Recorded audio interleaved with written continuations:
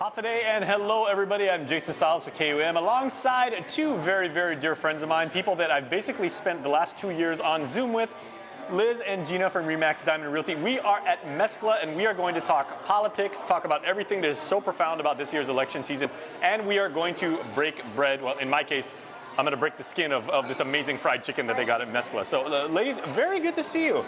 Good to see you, Jason. Cheers. Jason in person. Salud. In person, out of our Zoom. Yes. Okay. So cappuccinos all around except for me, because I'm wired enough, and good thing because the energy. I would say, ladies, the last time we caught up, we were in the studio. You were talking about some of the things that were most prevalent among your concerns for the election season, not as realtors, not as members of the Guam Association of Realtors, as proud Guamanians, as mothers, as grandmothers, as taxpayers, as business people, as concerned citizens. So has anything changed since that discussion as far as,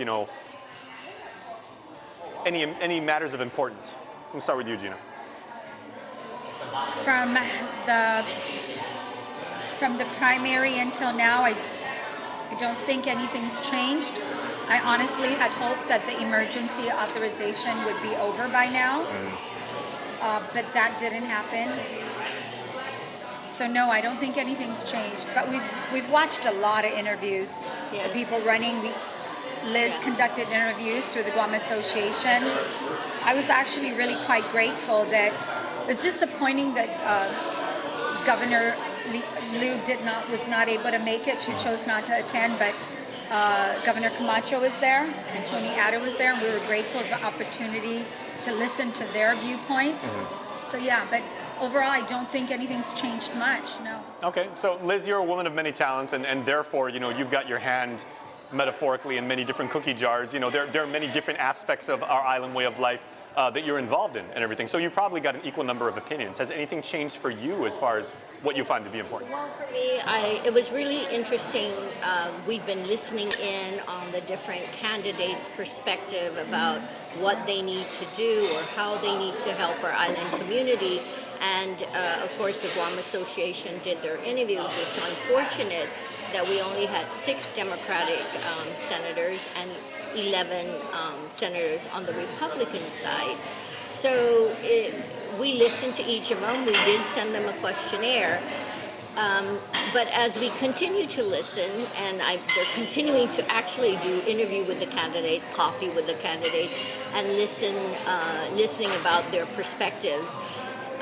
We do have issues. A lot of them have plans. The proof is in the pudding in terms of whoever gets in, will they follow through with their platform? I mean, we've heard a lot of good things. Sometimes they say this right before the election, and then when they get into office, some of the stuff fall by the wayside. So I think Gina and I are pretty vigilant and watching to see who's going to deliver on their promise. Who's going to actually take the different issues and tackle them, like our housing issue, this northern lens that Gina and I have been working on, the limitation of what you can do with your property. We've only talked about that EPA issue like a cajillion times, but, but you continue to hammer away from it. Yeah. It hasn't gone anywhere. We're not going to let that go. No. So would you classify this, like to use an analogy, have we run up against a wall, or are we just running around in circles? I don't want to say we're running around in circles, but I think what's happened is the timing was off. Honestly, I really do see and I believe that what's happening at this time is we didn't get anywhere because the politicians are busy being politicians. And that does not necessarily mean they're busy serving the people. They're busy trying to get elected. That's what I'm seeing. And so I personally have kind of stopped following up the last month because I really felt like it was a waste of time until the election's over. I don't think they're going to be paying attention to what's going on. I think they had a last session. So we just had our Guam Association of Realtors Legislative Committee meeting this morning, and we will continue to follow through. But if the legislature's session is over, no bills will be introduced between now and the new year. So, but we're going to keep the issues alive and continue to work with the senator to see what could be done to move forward. It's just kind of like stop. Nothing's happening at this point. Yeah. Okay, But- so the work may have stymied. Well, it's sad because this is exactly what the association went through with Senator Lee when she introduced the bill regarding parental subdivision. At that time, the issue was taking away from parental subdivision, taking away the rights for a parental subdivider to build. That was the issue then. Okay, here comes a classic Gina. I hope that's decaf, by the way. Well, no, but what I'm saying is 2 years ago, we were in exactly the same Oh, thank you. position. Wow, thank you very It's much. beautiful, huh? Thank you. Yes. 2 years ago, we were Our, in the same our latest position. addition to our cast has arrived. So, Liz, We've Gina, got a Jason, few- and the chicken. And the chicken. dig in, Okay. Jason. Jason, You don't have to tell me twice. Jason, I've never seen anybody order fried chicken on top of salad. Have you? No.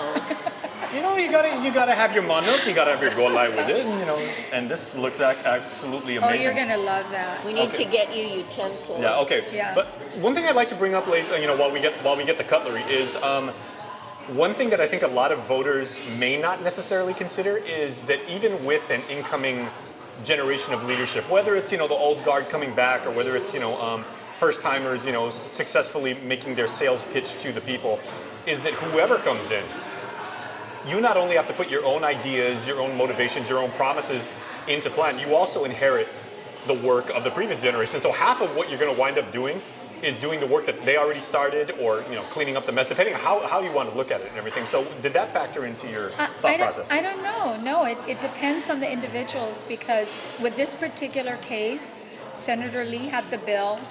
A lot of people in the community spent a lot of time and effort investing their Thank you. viewpoints and their talent into that bill, right?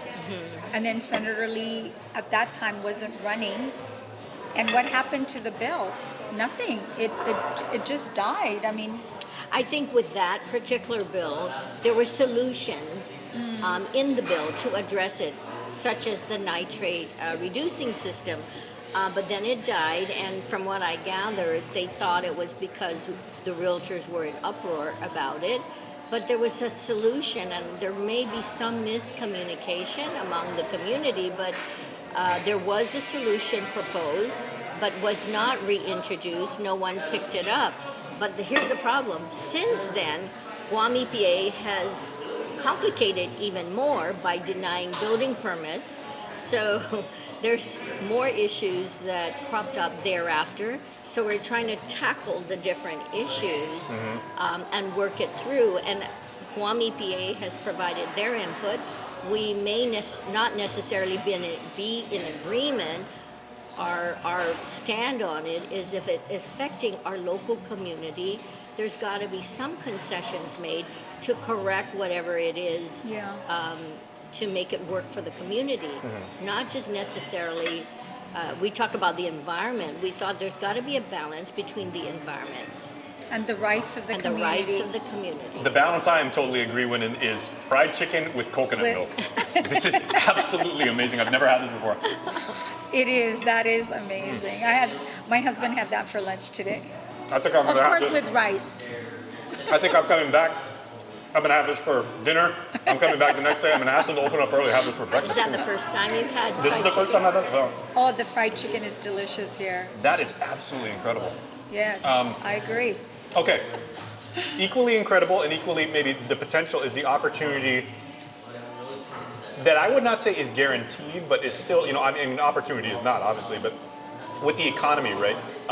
So much gets said about, can we diversify the economy? Can we expand it? We've never had an export good. We've had tourism, but so many leaders and business people like yourself have said over the years, we need to actually have a secondary, a tertiary, a quaternary, whatever, form of income, because, God forbid, natural disaster, pandemic, something like this. I mean, we're in real trouble. Jason, those things really sound great. When I was listening to the candidates talk about this, it sounds great, but number one, whatever material we need to produce these items has to be brought in. There's only so much locally, right? Number two, the cost of labor here And I feel like every time we turn around, the government gets involved in the cost of labor here. You know, they get involved with regulation, and regulation causes increase in cost. That doesn't necessarily mean production here is going to be cheap, does it? So where is that happy medium so that the government may realize tax revenues like thereafter, and yet we can encourage entrepreneurship, productivity, job opportunities, and ultimately income? But here's the catch right now. A lot of the businesses are suffering, and why? They can't get workers. We have a labor issue. We have a labor issue, and why do we have a labor issue? Many of them have either left island, or many of them are continuing to get income from the federal sources that they're getting. So why do they have to work? You know, we come from a generation, you bust your butt, you work hard, then you earn your money. We're not of the generation where you sit back and have your hand out always trying to get monies from the government. So I think we have so many different forms of subsidies that may need to be cut in order to bring us back to some normalcy in business. Well, the money's going to run out. Okay, the reality is Yes. that money will run out. It probably may have already run out, but that information's not getting out to the public This yet. chicken's going to run out pretty soon, I swear. Yeah, you're really But the enjoying good that. part for Guam is some of the senators at one time were against the military buildup. If you look at our economy, what is sustaining us? If the tourists bailed, and we don't have as many tourists as we normally have. We don't. The monies that are coming in are from the military buildup. So that's helping us. And then the senators are talking about sustainability, helping our economy with sustaining goods. In terms of sustainability, if you're talking about raising our agricultural, our food source, and creating some source of revenue through home business. Food cottage. security is a term that I'd never heard prior to this year. I've heard it thousands of times, and now I feel bad because I'm so gluttonous and we're talking about food security. Food may be scarce But right in the next now, year. they're talking about we can't get wheat, we can't get beef. They're even talking about that's going to be affected. So if you're talking about sustainability for Guam, I mean, they talk about it in general, but what's the meat? Where's the beef?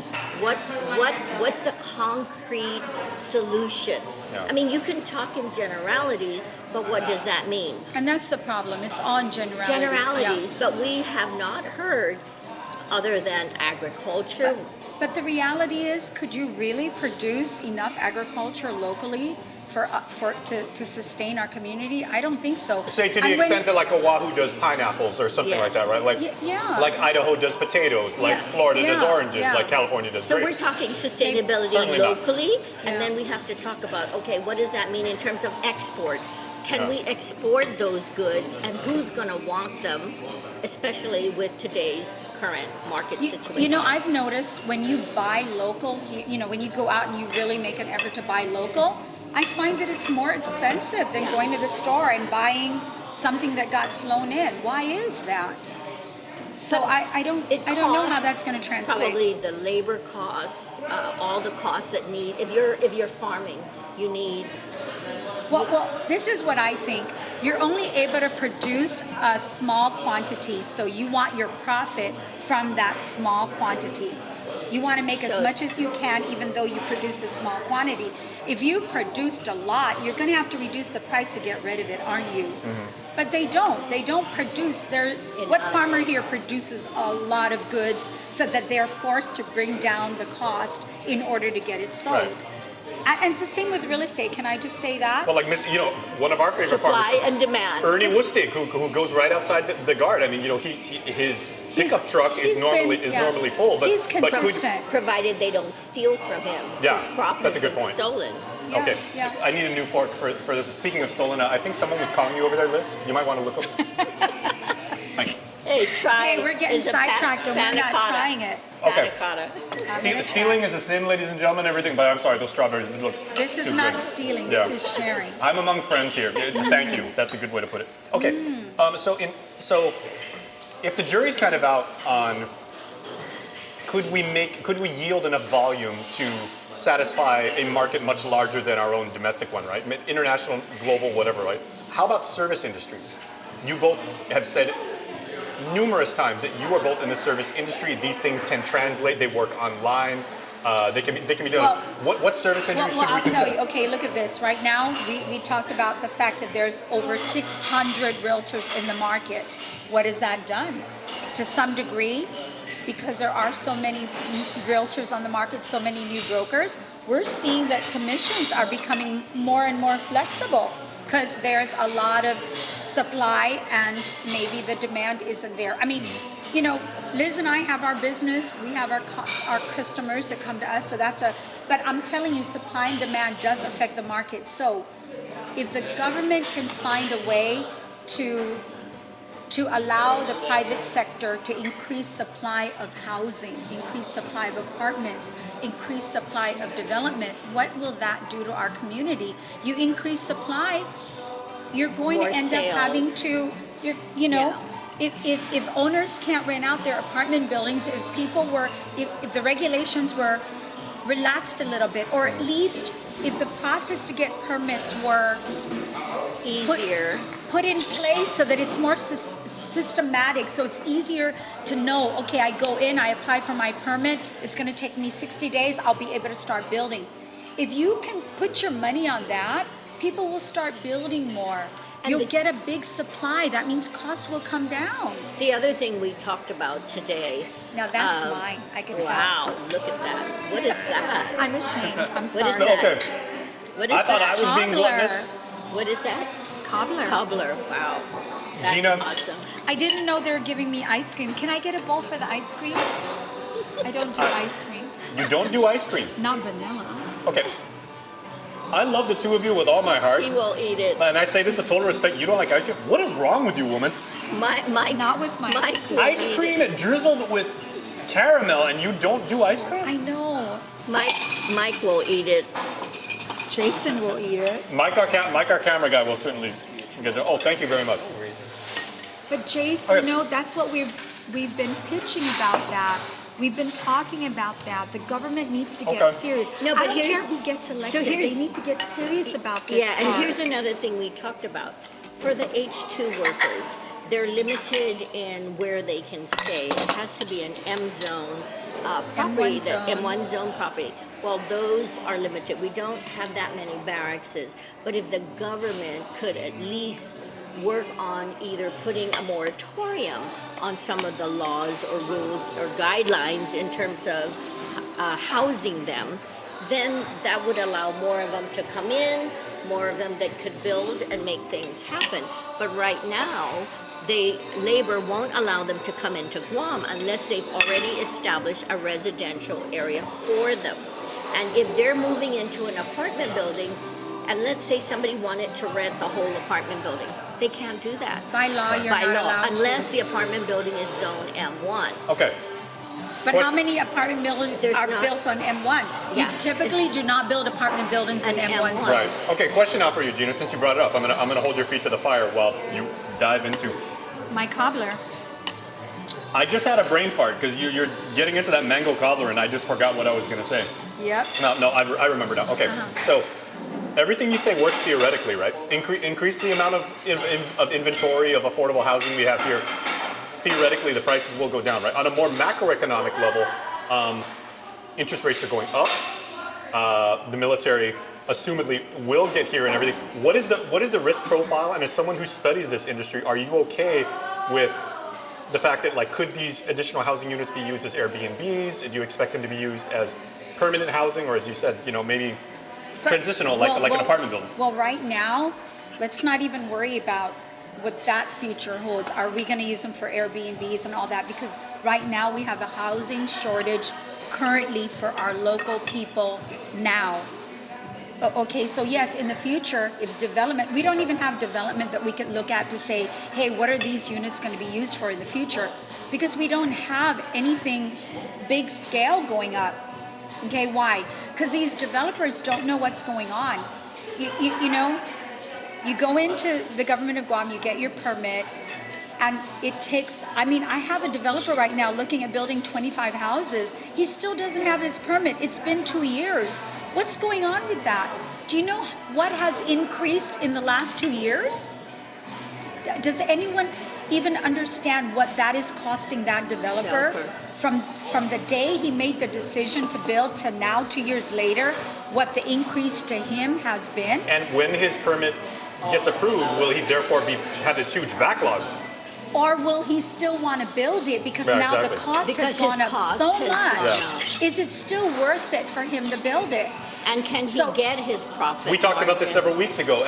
With the way economic forces are changing, the cost of raw materials could go dramatically up. So here's the It has catch. already. And so he's either going to have to eat that cost and make good on his quote to the customer. here's how But he it- probably wouldn't. He won't. Yeah. Jace, you know when we say people eat that cost, does anyone ever really?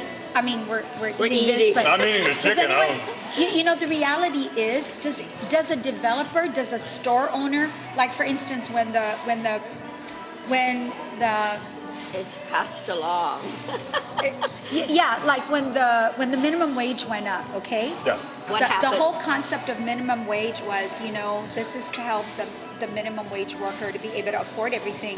No, it did not help them in that way. So what happened to the Track it. consumer? Yeah. The prices, like even here. Do you know that it's the Food minimum wage prices. worker, when you increase the minimum wage cost, do you know it's the minimum wage worker that gets hit the hardest?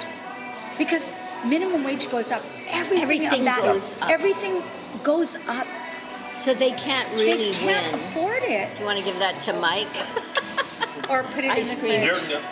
Mike, do you want the ice cream? He said sure. Mike's no fool. Don't you want to share? Okay. I don't. Sorry, I'm not. Okay. Nada, forgive me, my late grandmother and everything. I haven't even finished my dinner, You're poking at it. You always eat dessert with and I'm meal. gonna have to. Okay, you know what? I'm gonna be a little bit crazy. Fried Okay. chicken, coconut milk, and vanilla ice cream. Ice cream. Wow.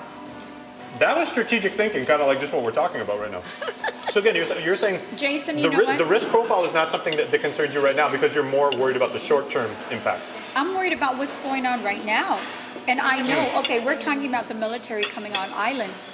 We have a shortage right now for our local people. What's going to happen when they get here?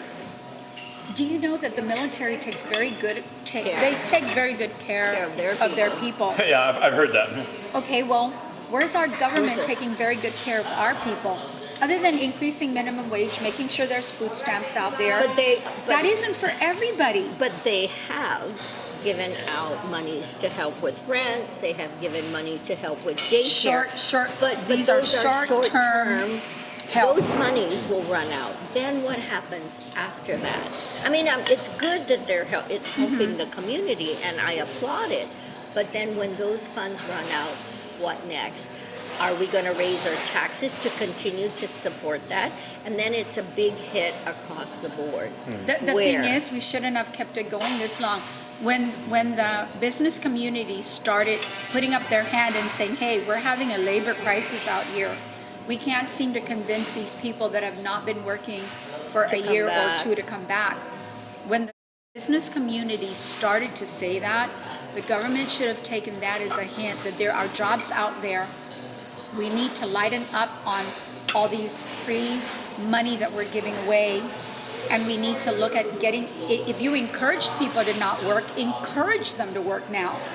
It's time to step up and say, hey, people, our businesses need you to get out there because we cannot support you long term. This will come to an end at this time. Or we see that it'll come to an end. We don't have money to last forever. Get back out there. What's amazing is she's had one sip of coffee and she's this animated. No, but it's 2022. The private businesses across the board here on Guam, we're trying to recover. We're trying to bring our revenue stream back to normal prior to the COVID. We're not there. We're still far from there. And if even this restaurant, we can't open the Tuon restaurant because there's a shortage and we're not quite recovered from our losses. So if that's happening to one business, I know across the board it's happening all around. Everyone has the same complaint. Yeah, everyone has the same complaint. And I know the government is aware of this because the business community has been out there saying, we need workers. We don't have enough workers. Okay, let me ask the both of you, right? I'd like to start with you, Liz. Are you both comfortable, satisfied, whatever adjective you want to use, with the foreign labor certification process as it stands right now, bringing in foreign laborers, making sure that their paperwork is all in order, and getting them to work on these big ticket items like hotels, convention centers, potential malls. Because I'm thinking of this because my colleague Tomas Manglonia reported that up in the CNMI, they are very, very concerned about that very issue, and they want more certification to be done locally, because apparently it takes way too long and it costs way too much. So is what we have right now with getting foreign labor certified here enough? I don't think we're getting them quick enough. They have to go to through a process, and even going through the process, it goes back to housing. If they're going to bring them in, they have to have housing ready. How many homes can they get ready for alien labor? Yeah. There's so many requirements. We have that a the barrack government, shortage. There's a shortage. So if there's a shortage of housing, you can't bring them in unless you're ready. And even if you get them approved, if you're going to put in your application, there is a time wait to get that done. And then you have to go through all the different hoops on one level and on the government level to make that happen. So right now, yes, there have been permits that have been approved to bring them in, but they have to have their housing in place. Yeah. So we've got two problems that need to be tackled, and if the government can do some assistance to speed up the process and also relax some of the government or laws by doing a moratorium on allowing housing, not just necessarily for M1 zones. But then if you go back, there's two things. One, we have a shortage. Number two, what does that do for our local market? It's going to displace them as well. So they've got to tackle both ends to try to solve that. It's a tall order to fill. It's a tall order. It is, you know why? Because you waited, we've waited too long to recognize the problem and do something about it. It's like, I heard a comment about somebody talking about all these parts of Tumon that should have been cleaned up, beautification projects, right? Why does Ipao Beach still look like a slum beach?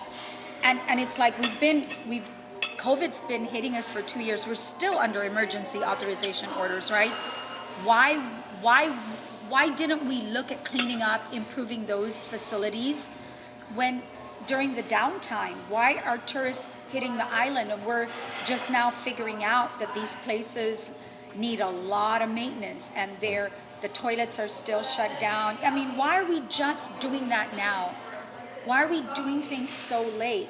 So going back to this housing shortage, that was a discussion before COVID. That's right. If you can see that there's not enough building permits being processed, and the military's coming, and we see that prices are going up because our local community is competing with Section 8 allowances and military allowances. Yep. You got to understand that this is going to cause a problem. You can project forward and figure out, okay, listen, that's going to cause displacement for our local community folks, for our families that work in this community and are not subsidized by Section 8 or the military. So what's going to happen to them? And then you look at the need to bring in H2 workers, and then you look at the way the law was written in the beginning that you can only build on M1.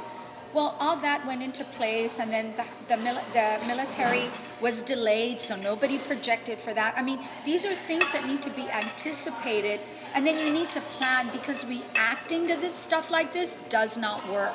By the way, did your power bill go up? Oh, geez, let's Oh, not yes. talk about that. Mine doubled. And I'm just going to live off the grid and not have electricity. So we just recently had a tenant who moved, well, not just one, but a number of them are moving out and not renewing their leases. They're moving home with Gina, their may I? parents. Please. They're moving home with their parents because they can't afford to live out, rent, because they can't Not that story. afford, they can't Mango afford cobbler, the oh my God. power bills. And then we've got people also who are moving in, 2-3 couples, to be able to afford rent and to be able to afford utilities. So there's so many factors Jason. across the board. Okay. It breaks our heart to try to find housing for families when we can see.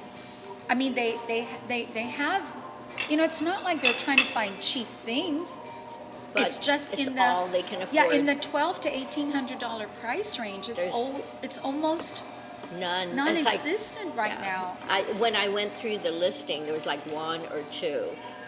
Okay, I tell you what, we got to wrap this up because He needs to really focus. The whipped cream is melting on the strawberries. And my mama didn't raise no fool. You don't leave good strawberries like sitting here. But let me just ask you, final question, right, for the both of you. You're both grandmothers again. Your grandchildren I'm are great-grandmother. Great-grandmother, thank you. She's moved on to the I next. moved on. And to we the are next- literally sitting in the Her fruit son. of your son's labor, this wonderful restaurant and everything. Shout out to Pete for having us, by the way. Thank you, Pete. Yes. Thank you, Chef. Are you both comfortable? Or let me say, let's do from 1 to 10. How comfortable are you, 1 being worst, 10 being best, of all of the roster of candidates that we have being able to handle these problems as you've described, being able to lead us for the next 2 years, 4 years. The candidates that are now, that everyone is seeing on the ballot that they will consider. Liz, we'll start with you. 1 through 10, how confident are you that the candidates who we now have can they get us through? Here's my take. There are candidates that are on the slate, and for those that make it, there are people out there that could make things happen. But the other thing Gina and I have talked about, they have to collaborate with the industry affecting the different issues. If they're going to go in and tackle it on their own, it's not going to happen. They need feedback and input from the different, the real estate industry, for example. If they're going to work on tackling housing, they need us to come to the table. Any other industry as well. Because we've seen bills that are presented, sometimes without the feedback, and then there's public outcry. Okay, give me a number though, 1 to 10. How confident are you With the in this group year- of thi- people that are running. this year's ballot? Whoever gets elected, how confident are you that we will be in better shape 2 years from now than we are right now? Well, I'm saying 5. Okay. Honestly. Middle of the road, Gina? Honestly. 1 Well, to 10. because this isn't about the candidates running. I think there's always a good group of people that run. This is about the people that are electing them. How informed are you? What is motivating you to vote is going to affect how you cast your vote, right? And if I had to say, 1 to 10. I'm probably with Liz. Okay, I middle of the think road. there's a lot of great people that are running. I don't know if they're going to get elected. I hope they will get elected. I hope there is change. I'd like to see something new moving forward. There's a lot of people in there right now that I hope they get reelected. I support them 100%, but I don't support all of them. What I've not liked, and I'll make this really, this is my viewpoint, what I've not liked at all is the fact that there feels like there's no balance, like it has become a Republican and a Democratic issue instead of Of a issues for the one- people. Okay. Yeah, Fair enough. it shouldn't have been that way. It So I should asked for 1 to 10. We got 5s. I think that's very, very and you fair. put that together and it's this, 10. this mango cobbler, Yes. out of Yes. 1 to 10, Hey, 400,000. Hey. This is unbelievable. 5 equal 10. 10. But here's There you go. Here's a catch. Real quick. Any of you who get in there, you cannot stick to party lines. You have to stick together for the betterment of our community. That's for all the it's people. about, for the people. And communicate, work together, collaborate.